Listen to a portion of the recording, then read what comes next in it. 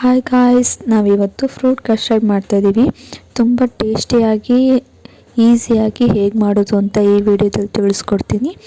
Welcome to my YouTube channel Amrutha home blogs. ಈಗ ಹೇಗೆ ಮಾಡೋದು ಅಂತ ನೋಡ್ಕೊಂಬರೋಣ. ಫಸ್ಟು ನಾನು ಅರ್ಧ ಲೀಟ್ರಷ್ಟು ನಂದಿನಿ ಹಾಲನ್ನ ಫಸ್ಟು ಬಿಸಿ ಮಾಡ್ಕೊಳ್ಳೋಕೆ ಇಟ್ಕೊತಾ ಇದ್ದೀನಿ. ಅದು ಒಂದು ಕಡೆ ಬಿಸಿ ಆಗ್ತಾ ಇರಲಿ. ಹಾಗೆ ಈ ಕಡೆ ನಾನು ಬೇಕರ್ಸ್ ಕಸ್ಟರ್ಡ್ ಪೌಡರ್ನ ತೊಗೊಂಡಿದ್ದೀನಿ. ಅದನ್ನು ಫಸ್ಟು ಒಂದು ಬೌಲ್ಗೆ ಹಾಕ್ಕೊಂಡು ನಾನಿಲ್ಲಿ 1.5 ಸ್ಪೂನಷ್ಟು ಕಸ್ಟರ್ಡ್ ಪೌಡರ್ನ ಹಾಕ್ಕೊಳ್ತಾ ಇದ್ದೀನಿ. ನಾನು ತೊಗೊಂಡಿರೋ ಅರ್ಧ ಲೀಟ್ರ್ ಹಾಲಿಗೆ 1.5 ಸ್ಪೂನು ಸಾಕಾಗುತ್ತೆ. ಅದಕ್ಕೆ ಸ್ವಲ್ಪ ಹಾಲು ಹಾಕಿ ಮಿಕ್ಸ್ ಮಾಡಿ ಒಂದು ಕಡೆ ಎತ್ತಿಟ್ಕೊಳ್ತಾ ಇದ್ದೀನಿ. ತಣ್ಣಗಿರೋ ಹಾಲು ಹಾಕಬೇಕು. ಬಿಸಿ ಹಾಲು ಹಾಕಿದ್ರೆ ಗಂಟಾಗ್ಬಿಡುತ್ತೆ. ಅದಕ್ಕೋಸ್ಕರ ತಣ್ಣಗಿರೋ ಹಾಲನ್ನ ಹಾಕಿ ಮಿಕ್ಸ್ ಮಾಡಿ ಒಂದು ಸೈಡಲ್ಲಿ ಎತ್ತಿಟ್ಕೊತಾ ಇದ್ದೀನಿ. ನೋಡಿ, ಈ ಥರ ನಾನು ಹಾಲು ಹಾಕಿ ಮಿಕ್ಸ್ ಮಾಡಿ ಒಂದು ಕಡೆ ಎತ್ತಿಟ್ಕೊಳ್ತಾ ಇದ್ದೀನಿ. ಹಾಗೆ ಇಲ್ಲಿ ಹಾಲು ಬಿಸಿ ಆಗ್ತಾಯಿದೆ. ಈ ಟೈಮಲ್ಲಿ ನಾವು ಶುಗರ್ ಆ್ಯಡ್ ಮಾಡಬೇಕು. ನಮಗೆ ಸಿಹಿ ಕಮ್ಮಿ ಬೇಕು ಅನಿಸಿದ್ರೆ ಕಮ್ಮಿ ಆ್ಯಡ್ ಮಾಡ್ಬೋದು. ನಮಗೆ ಸಿಹಿ ಜಾಸ್ತಿ ಇರಬೇಕು ಅನಿಸಿದ್ರೆ ಜಾಸ್ತಿ ಸಕ್ಕರೆ ಆ್ಯಡ್ ಮಾಡಿ. ನಾನಿಲ್ಲಿ 3 ಚಮಚದಷ್ಟು ಸಕ್ಕರೆನ ಆ್ಯಡ್ ಮಾಡ್ತಾಯಿದ್ದೀವಿ. ನಮಗೆ ಟೇಸ್ಟಿಗೆ ಹೆಂಗಾಗುತ್ತೋ ಹಾಗೆ ಆ್ಯಡ್ ಮಾಡ್ಕೋಬೇಕಾಗತ್ತೆ. ಸಕ್ಕರೆನ ಚೆನ್ನಾಗಿ ಕರ್ಗೋಕ್ಕೆ ತನಕ ಬಿಡಬೇಕು. ಚೆನ್ನಾಗಿ ಸಕ್ಕರೆ ಕರಗಿದ ಮೇಲೆ ನಾವು ಮೊದಲೇ ಕಸ್ಟರ್ಡ್ ಪೌಡರ್ನ ಮಿಕ್ಸ್ ಮಾಡಿ ಇಟ್ಕೊಂಡಿದ್ವಲ್ಲ ಅದನ್ನ ಆ್ಯಡ್ ಮಾಡಬೇಕು. ಹಾಲು ಜೊತೆ ಆ್ಯಡ್ ಮಾಡಿ ಚೆನ್ನಾಗಿ ತಿರುಗಿಸ್ಬೇಕು. ಕುದಿ ಏನು ಬರೋದು ಬೇಡ, ಜಸ್ಟು ಹಾಕಿ 1-2 ನಿಮಿಷ ಅಷ್ಟು ಬಿಡಿ. ಹಾಗೆ ಕೈ ಆಡಿಸ್ತಾ ಇರಬೇಕು. ಚೆನ್ನಾಗಿ ಮಿಕ್ಸ್ ಆಗಬೇಕು ಹಾಲು ಜೊತೆಗೆ. ಹಾಗೆ ಮಿಕ್ಸ್ ಮಾಡಿಕೊಂಡು ಗ್ಯಾಸ್ ಆಫ್ ಮಾಡಿ ಇಡಬೇಕಾಗುತ್ತೆ.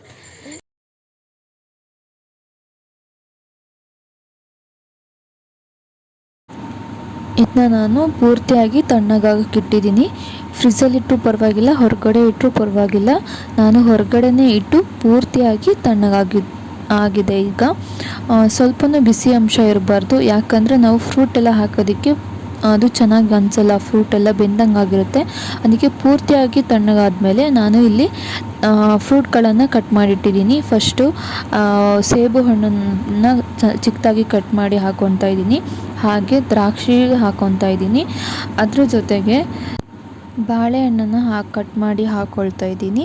ಒಬ್ಬೊಬ್ಬರು ಬಾಳೆಹಣ್ಣು ಹಾಕಲ್ಲ. ನನಗೆ ಬಾಳೆಹಣ್ಣು ಇಷ್ಟ ಆಗುತ್ತೆ ಹಾಕಿದ್ರೆ ಅಂತ ಅಂದು ಬಾಳೆಹಣ್ಣು ಹಾಕ್ತಾಯಿದ್ದೀನಿ. ಹಾಗೆ ದಾಳಿಂಬೆ ಹಣ್ಣನ್ನು ಬಿಡಿಸಿ ಹಾಕ್ಕೊಳ್ತಾ ಇದ್ದೀನಿ.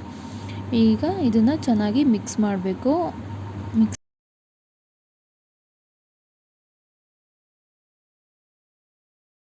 ಹಾಗೆ ಇದನ್ನ ಫ್ರಿಜ್ಜಲ್ಲಿಟ್ಟು ತಿನ್ಬೋದು, ಇಲ್ಲ ಹಾಗೇ ತಿನ್ಬೋದು. ಫ್ರಿಜ್ಜಲ್ಲಿಟ್ಟರೆ ತುಂಬ ಚೆನ್ನಾಗಿರುತ್ತೆ. ಅಥವಾ ನಾವು ಕೋಲ್ಡು ತಿನ್ನಲ್ಲ ಅಂತ ಹೇಳೋರು ಹಾಗೆ ತಿಂದರೂ ಇನ್ನೂ ಚೆನ್ನಾಗಿ ಅನಿಸುತ್ತೆ. ತಣ್ಣಗಾದ್ಮೇಲೆ ತಿನ್ನಿ. ಒಂದು 10 ನಿಮಿಷ ಫ್ರಿಜ್ಜಲ್ಲಿಟ್ಟು ತಿನ್ನೋರು ತಿನ್ಬೋದು.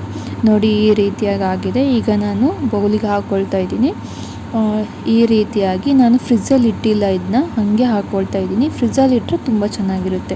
ನಮಗೆ ಕೋಲ್ಡ್ ತಿನ್ನಬಾರ್ದು, ತಿನ್ನೋಕ್ಕಾಗಲ್ಲ ಅಂದರು ಹಾಗೆ ತಿಂದರೆ ತುಂಬ ಚೆನ್ನಾಗಿರುತ್ತೆ. ಒಂದ್ಸರಿ ಟ್ರೈ ಮಾಡಿ ನೋಡಿ, ಹೇಗಿತ್ತು ಅಂತ ಹೇಳಿ ಕಮೆಂಟ್ ಮಾಡಿ.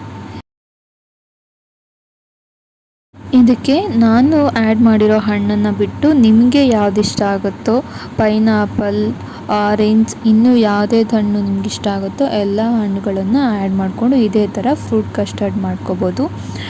ಒಂದು ಸಾರಿ ಮನೇಲಿ ಟ್ರೈ ಮಾಡಿ. ಇದೇನು ತುಂಬ ಈಸಿಯಾದ ರೆಸಿಪಿ.